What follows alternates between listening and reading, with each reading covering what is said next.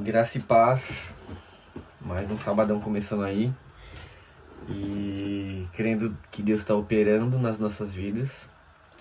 Glória a Deus que você está aqui para compartilhar dessa palavra. Meu nome é Guilherme e hoje é a célula sábado do dia 29 de março. Estamos aqui às 17 horas para falar o quanto Deus é bom. Se você puder, abra aí sua Bíblia em Mateus capítulo 7, a partir do versículo 24. O tema dessa célula é duas casas.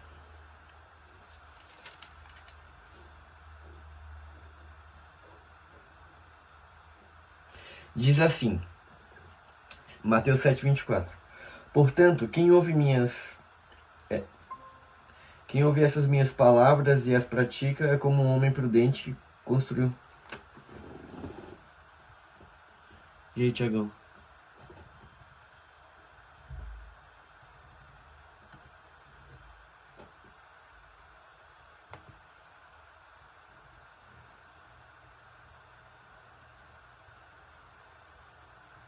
E aí, Tiagão? Suave. Fica aí de boa que eu vou continuar aqui, tá? Tô gravando. Demorou. Tô lendo então Mateus 7, versículo 24, que diz: Portanto, quem ouve essas minhas palavras e as pratica é como um homem prudente que construiu a sua casa sobre a rocha. Caiu a chuva, transbordaram os rios, sopraram os ventos e deram contra aquela casa. E ela não caiu, porque tinha seus alicerces na rocha. Mas quem ouve estas minhas palavras e não as pratica é como um insensato que construiu a sua casa sobre a areia. Caiu a chuva, transbordaram os rios, sopraram os ventos e deram contra aquela casa. E ela caiu, e foi grande a sua queda. Então, essas são as palavras de Jesus quando ele está encerrando o Sermão do Monte. E ele compara dois estilos de pessoas, o homem sábio e o homem que é construtor, né, e que edifica sua casa sobre um alicerce firme, e um tolo que constrói a sua casa na areia. A casa representa tudo quanto o discípulo vai se tornando enquanto segue seu mestre. Com essa comparação, Jesus adverte seus discípulos que seu caminho exige comprometimento de fato e não apenas da boca para fora, ou seja, na areia. Então, a rocha ela é o alicerce sobre o qual o discípulo fundamenta toda a sua existência. Alguns estudiosos sugerem que essa rocha é a Torá, que é a lei de Moisés, né, que são os primeiros 5 livros da Bíblia. Outro, ainda que a Torá conforme a interpretação por Jesus. E a maioria interpreta que essa rocha é o próprio Jesus. Mas outra interpretação é mais sugestiva.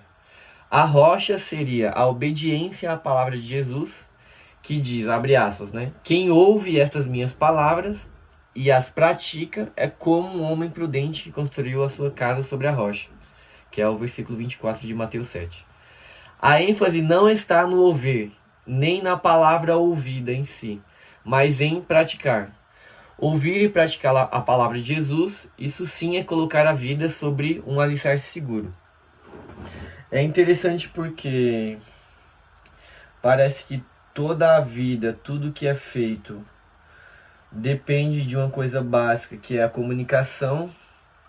E a palavra aqui que a gente está lendo, né, ela outrora nem sequer escrita estava, né?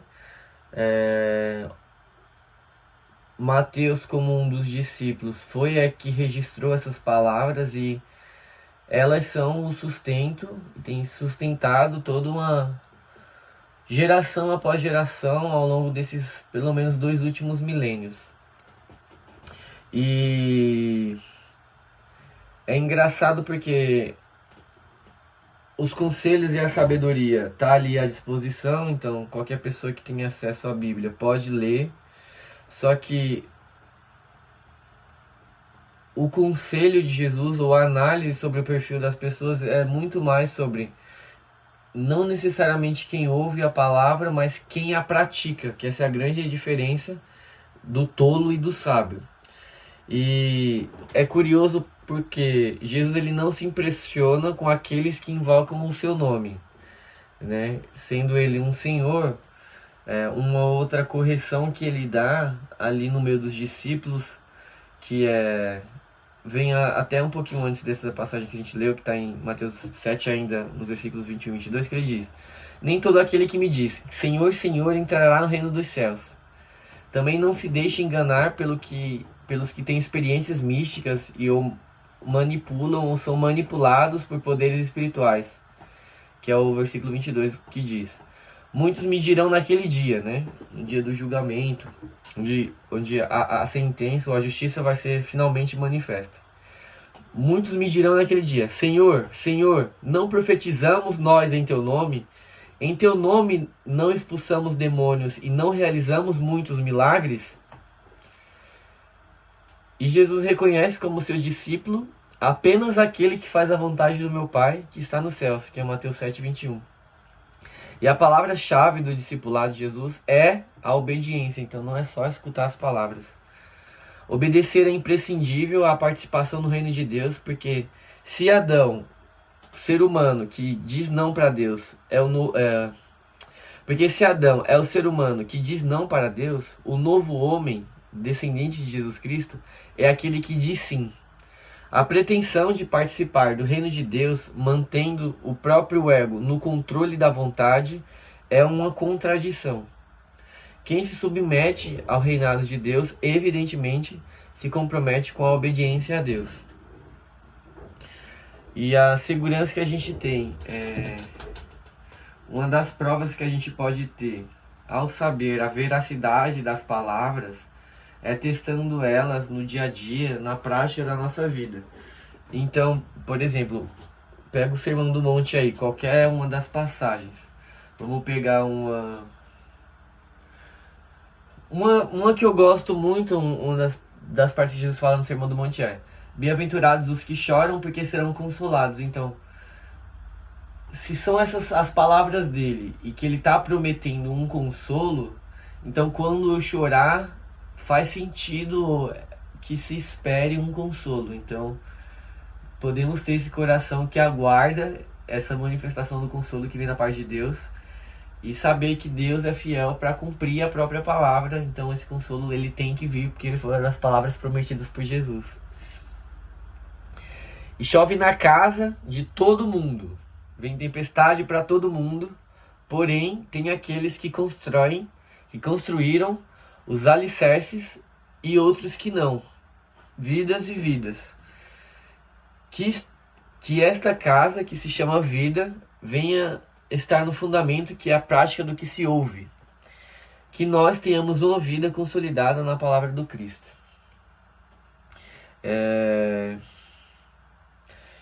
Bastante perceptível assim no nosso dia a dia, com pessoas que a gente conhece, ou até mesmo na nossa casa ou na nossa família, ou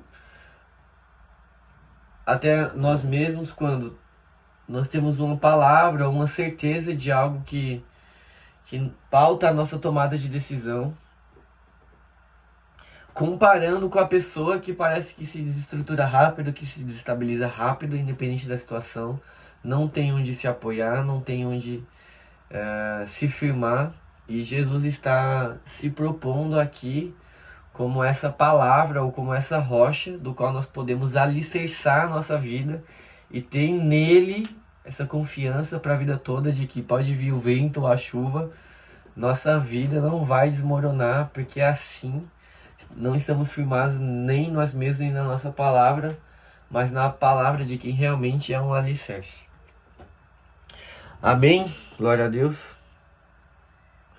Esta é a mensagem para o sábado de hoje, dia 29 de março, 17 horas, 17h20 agora. Eu, só te dando um contexto, né, Tiagão? Eu já, tô na igreja há 11 anos, me vontade de chorar. E o Senhor já tinha me reivindicado isso há muito tempo, de compartilhar as coisas que eu sei, as coisas que Ele me falou, essas mesmas palavras que serviram de alimento para mim mesmo tantas e tantas vezes, e eu sei que tem alguém que precisa, mano. Sempre, sempre, sempre. Tipo, eu vou pra rua e eu me ofereço, tipo, deixa eu orar por você, pelas pessoas aleatórias na rua. E muitas pessoas não querem, isso é normal e segue a vida e tal, mas tem pessoas que querem. Como um dia eu quis e um dia eu precisei. E tipo, a minha retribuição a tudo que Deus fez na minha vida é essa. E é isso que eu tô fazendo aqui hoje, tipo, eu prometi pra Deus que se ninguém aparecesse, eu continuaria firme no propósito, porque porque é isso, tipo, Deus é fiel, então eu posso ser fiel também. Então, não tô aqui, tipo, por palco, ou por multidão, ou pra ser famoso. E fico feliz que você tá aqui também, porque sei que Deus vai operar na sua vida, assim como Ele operou na minha. E tudo tem um tempo. E tem outras pessoas que participam, né, outros sábados e tal. Sempre faço os mesmos convites pra todo mundo. Mas se ninguém se converter, eu me converto de novo. E eu gravo geralmente pra deixar no YouTube, porque vai que uma outra pessoa aleatória, sabe, aparece. E eu creio, mano, de verdade, assim, nessas palavras, porque são vida, são vida. E é esse legado, assim, que eu quero deixar pro mundo. E é por isso que eu perco meu tempo fazendo essas maluquices assim, porque eu sei que funciona. Funcionou pra mim, pra minha casa, pra minha família, e tem funcionado todos esses anos. E tem sido uma bênção, tem sido uma bênção. Amém? Eu falei que não precisava abrir a câmera do microfone, então vou encerrar fazendo uma oração de agradecimento, porque Jesus é digno. Senhor, obrigado, Deus, por esta palavra, por este tempo. Nós podemos confiar em Ti, que o Senhor cuida das nossas casas, da nossa família. Ainda que não tenhamos, Senhor, em outros lugares para nos apoiar, não é o dinheiro, não é o trabalho, Senhor, não é a nossa casa, não é a nossa família. Todas as pessoas podem nos abandonar, Senhor, mas eu sei que o Senhor é fiel. O Senhor tá, Deus, como nos votos de casamento, Senhor, na alegria ou na tristeza, na riqueza ou na pobreza, o Senhor permanece fiel, cuidando de nós. Obrigado, Deus, porque essa palavra nos alcançou e hoje nós temos uma vida, Senhor, para compartilhar. Só pode falar de vida quem está vivo, Senhor, só pode agradecer quem tem uma vida para agradecer, e todas as coisas que nós temos foi o Senhor que nos deu. Nós glorificamos o Teu nome e te agradecemos, Senhor, por mais essa oportunidade, Deus. Senhor, de forma simples, nos disciplina e nos discipula e nos ama, Senhor. Nos ajuda a compreender a dimensão do que é o amor verdadeiro. Não só hoje, mas todos os dias. Assim oramos em Teu nome. Amém. Não estava planejado, deixa eu orar. Dá um amém aí, tchau.